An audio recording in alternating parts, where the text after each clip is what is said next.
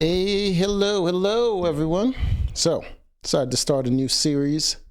Um, I'm a I'm a avid reader, and also a writer, but I figured I'd do a series on books that I loved, right?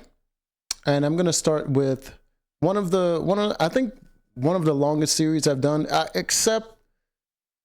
think this was one of the longest series I read. Maybe the longest one might have been Necroscope. I think Necroscope was probably the longest one I've read. But this one, I think there's like about 11 books in the series, and I've read all of them. But we're gonna start with this one, Night Lord by Garon Whited. Garon Whited. There he is. There's a photo of him. Here's his uh, bio right there. All right, so this is on his website, Garrett Whitehead. Go to his novels right there. It is the Night Lord series. Start right here with the first one, Night Lord Sunset. All right, Sasha is killed. Eric is thrust into an alternate world in his quest to avenge her death. There he becomes a Night Lord, fights a dragon with the help of his magical steed, Bronze, and on chucks a sword named Firebrand. All right. I don't think that's the first in the series, but that's what it's saying here. But the books are very long. Each book is very long. A lot of content. Very interesting series. So I'm gonna give you an explanation of what it's about. So it starts out with a professor. I believe he's a computer professor. I'm not sure what's the actual term for his degree, but he teaches about computers, and he's a college professor. And one night he meets a woman, and I think she kind of seduces him. I believe I can't quite remember. That's all the way in the beginning of the book. He's seduced by this woman, beautiful woman, and turns out she's a vampire. She's a vampire, and they have this sort of love affair. And I'm not sure if then. I think at that point she turns him into a vampire. I'm not sure, but it's in the beginning of him being a vampire, and then they're attacked by vampire hunters, and the vampire hunters kills the woman, and then come after him. Turns out they're time traveling vampire hunters. So he's thrown back in. I can't remember. I think it's either the woman or the vampire hunters that tossed him back into the past. And the woman that seduced him, she was kind of implying that he was the one that turned her into a vampire and he was her master. And she was looking for him.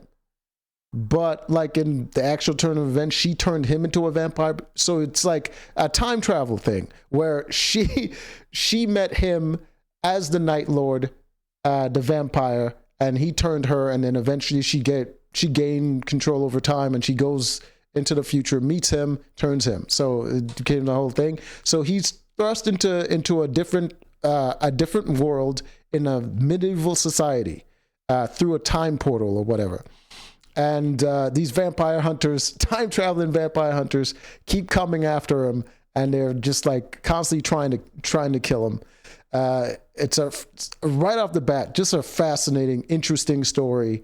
And yeah, man, I was hooked right away. He eventually starts. He becomes a knight, starts fighting injustice. He's a very morose kind of guy, just like very emotional, always constantly thinking about philosophy and yeah, he's just constantly trying to be a good person. And I don't like that part of his character, but I like the interesting bits in the story. I don't like his constant emo phases that he goes through. It's kind of annoying. But fantastic book. If you don't know by now, I'll let you know. I hate drama. I hate people that can't deal with their own emotions. It's so freaking annoying. It seems so unrealistic to me. In real life, human beings deal with their emotions because they have to. In books and in media, they just seem to go through the process, and it's very performative, and it's just so unrealistic that it throws me out of a story, and I don't really like it. So I don't really like to deal with drama and that kind of stuff. But there's a little bit of that. There's some psychological elements in these stories. I mean, the books go, these books go like freaking from like the most fascinating things to like the most amazing things. There's a point where he ate a dragon. Like, well, he didn't eat it physically, but like he stabbed the dragon and he absorbed the dragon's essence.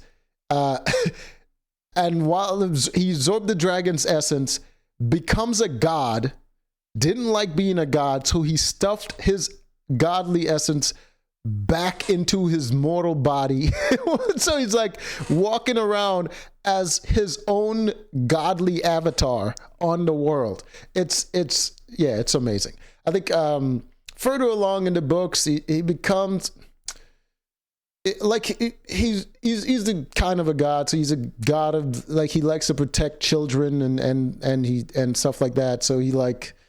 So there's some feel-good parts where he's like doing good because he protects children and stuff like that. But he's a huge simp. I'll give, like, this is a part of the character I really didn't like. He's a huge simp. There would be several parts in the story where he's just like, this person is the most amazing, most genuine, purest soul I've ever met because she has a vagina. And then some dude, he just like, he's nice, whatever. Like it's the way he gushes over the female characters and about how great their character is. And they don't do anything special. There's nothing amazing about them. They just exist and have a vagina. And it's just like, good Lord, man. It's insufferable. He has the most shallowest relationships with the guys. Like you would think he would have like a best friend or whatever. Like, but nope. Shallowest relationship you can have with the guys, and with the women, fucking worships the ground they walk on because they breathe air, and it's frustrating. But overall, I would say the series is amazing. You guys should really check it out. All right. So till next time.